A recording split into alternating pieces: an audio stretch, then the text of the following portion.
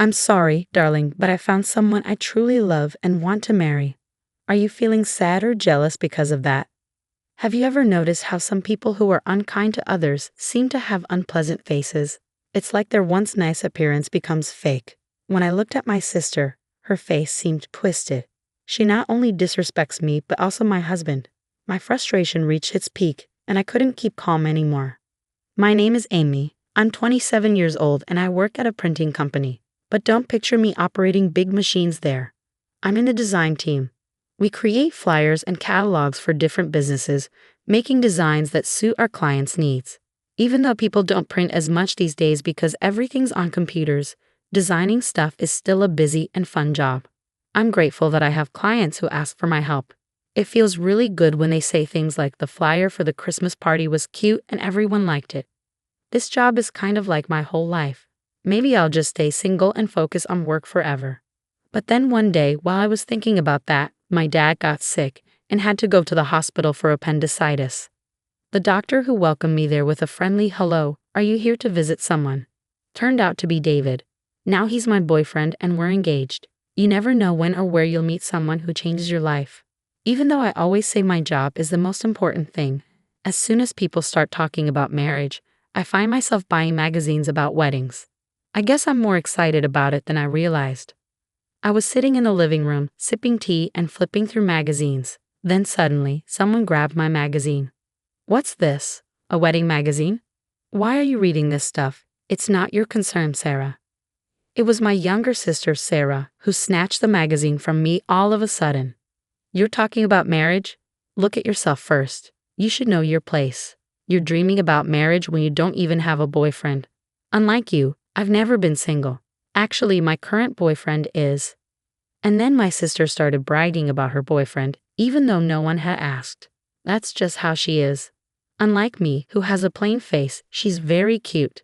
She's always been popular, and everyone around her treats her like she's special. Apart from our parents and me, everyone seems to agree with whatever she says. Because of this, she started to believe she's the most important person in the world. As she grew more arrogant, she started to look down on me.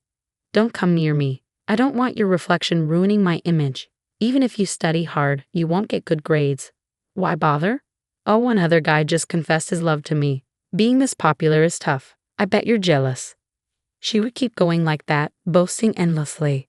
Even when our parents scolded her harshly, it didn't change her personality. She kept verbally abusing me. Because of that, my younger sister now calls me. Tired of listening to my sister brag about her boyfriends, I sighed and finally said, "I do have a boyfriend. Actually, we're engaged. I'm looking at these bridal magazines because we're getting married soon." Upon hearing that, my sister froze. If she thought I was being serious, she'd see a smirk and a sarcastic smile on my face. "Oh really? So there's actually someone who likes you. I wonder what he sees in you." "He likes my cheerfulness and positivity." "That sounds like a lie. He probably sees you as nothing more than a housekeeper. I plan on continuing to work, so he understands I can't be the perfect housewife."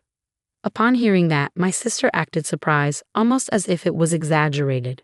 "Wow, you're gonna keep working even after getting married? You poor thing, you must be marrying a poor man." Her words bothered me. It seems she just can't stop looking down on me. Money isn't an issue. He's a doctor, so his income is stable. I just want to keep working. When I stood up for myself, my sister suddenly went quiet. I sighed and went back to my room. "Huh, so he's a doctor." Unbeknownst to me, my sister muttered something meaningless. The first step in discussing marriage is introducing your fiancé to your parents. So David came to my house. The atmosphere shifted dramatically the moment my sister appeared after David had finished greeting our parents. "Oh, so this is your fiancé. He's quite handsome." "Sarah, I thought you were going out." If my sister's fiancé is coming over, of course, I'd cancel my plans. I'd always felt relieved when my sister wasn't around, even if it was just by chance. I had a bad feeling about it. Back when we were students, my sister stole my boyfriends multiple times. But as adults, I stopped dating, and since my sister kept having new boyfriends, those incidents stopped happening. My little sister's return made me uneasy, but she's grown up now. I want to believe she wouldn't try to steal my fiancé. Watching my sister acting friendly with my fiancé David, I couldn't shake the feeling of unease. My fiancé blushing. It might have been just my imagination, but it was my worst fear. Can we just forget about this whole marriage thing? I've decided to break up with you and start dating Sarah. Turned out to be true right on cue. I never thought that even as I got older, my sister would steal my boyfriend. Sorry. I stole your fiancé, but I couldn't help it. After all, David found me cuter and more charming. He proposed so passionately. Oh, it's a sin to be cute. My sister showed no remorse and looked down on me arrogantly. Beside her, David, my former fiancé, also laughed and said, "Honestly, I had no idea you had such a cute sister. If I had known, I wouldn't have gotten engaged to you. It's a good thing we broke up before the wedding." The instant I saw his twisted smile, any love I had for him disappeared completely. All that remained was disgust. I'm also relieved we didn't get married. A man who can move on to another woman so quickly. I'll gladly give him to you. It seems like you're feeling pretty defeated. Exactly, you never stop being unpleasant. I'm not just saying this because I lost, I genuinely mean it. It seems like they were living in their own little fantasy world, oblivious to reality. Talking to you too is pointless. Goodbye. She's just bitter. We're the ones wasting time here. We won't ever see each other again. Bye. They continued to look down on me until the end and left. After that, we never crossed paths again because our angry parents forbade it. But I later heard that they got married. But honestly, it doesn't matter to me anymore. 3 years have passed since I parted ways with my sister and her husband, and now I'm 30. I'm still working hard as ever. During this time, one of my clients, Charles, became quite fond of my work and started requesting me repeatedly. As we talked through work, somehow he asked me out for dinner.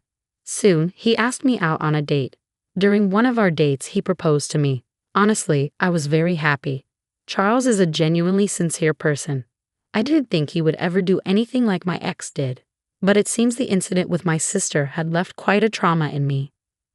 No way, but I couldn't help but wonder. That's why I decided to be honest with him about my sister and my ex-fiancé. I showed him a photo of my sister. Gauging reacted, but his expression remained unchanged as he glanced at the picture. He then looked away from the photo and gave me a gentle smile. I hate to admit it, but I used to be quite popular. I've met many cute and beautiful women, even more so than your sister. But for some reason, I never fell in love with any of them. I thought I'd remain single for the rest of my life without dating anyone. But I was wrong. What do you mean? I believe my job has given me a keen eye for people. No matter how outwardly attractive someone may be, inner beauty surpasses all.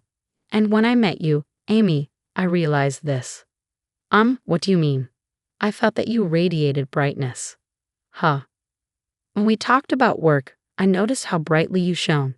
You smiled genuinely, showing how much you enjoyed our time together. Your zest for life was palpable. To me, you were dazzlingly beautiful. What?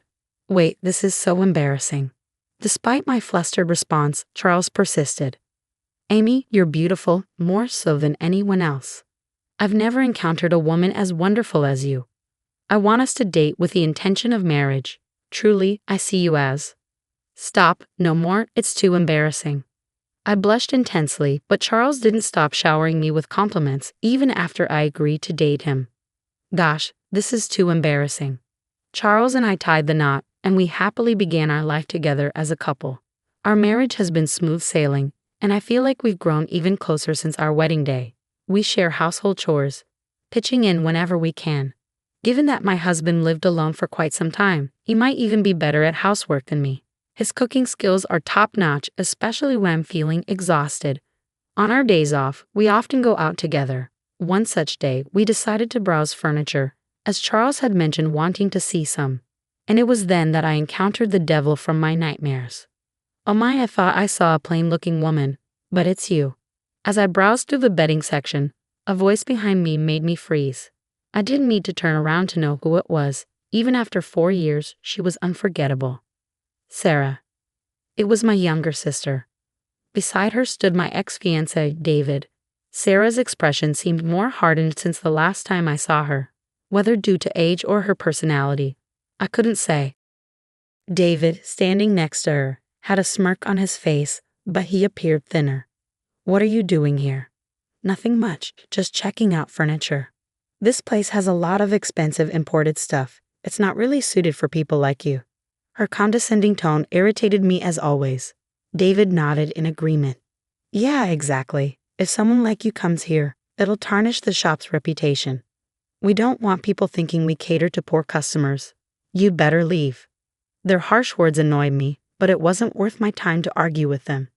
Though I chose to stay silent, my demeanor seemed to irk them, and my sister and her husband's voices grew louder and louder. Oh, this is awful. A high-end store like this is being ruined. Why would someone so poor even come here? They definitely can't afford anything. Yeah, exactly. The poor should just go away. As the commotion continued, other customers and store staff started to glance at us curiously. Feeling exasperated, I grabbed my husband's hand, intending to leave, but he didn't budge. At that moment, my sister and her husband finally noticed him. Hey, who are you to her? I'm Amy's husband. My sister's eyes widened in surprise. What? You married this plain girl? Wow, you're brave. Did you need a maid or something? That's hilarious. I help with the household chores. It's normal since we both work. Oh, both of you working? How sad. Your wife has to work too because you're so poor. How pathetic. Unlike you, I live comfortably as a stay-at-home wife. We eat out more than half the week because we have money. We hire housekeeping services. Sorry for being winners. My sister's tone dripped with disgust as she stretched out the ends of her sentences irritatingly. My frustration grew as she smirked at me. Sorry for snatching such a wonderful fiancé. Thanks to me, you have to keep working even after getting married and live a poor life. And with such a boring man as your partner, you two plain folks are a perfect match. Are you jealous seeing me so happy? You must be envious, right? It's typical of you to marry a man who can't even support his wife. Keep suffering for the rest of your life, losers. I had reached my limit. I could endure her insults towards me, but I couldn't tolerate her speaking badly about my husband. Listen here, you better stop. Amy, it's okay. Just as I was about to retaliate, my husband stepped in front of me. Nice to meet you. I'm Charles, your sister's husband. Even your name is lame. Well, thank you.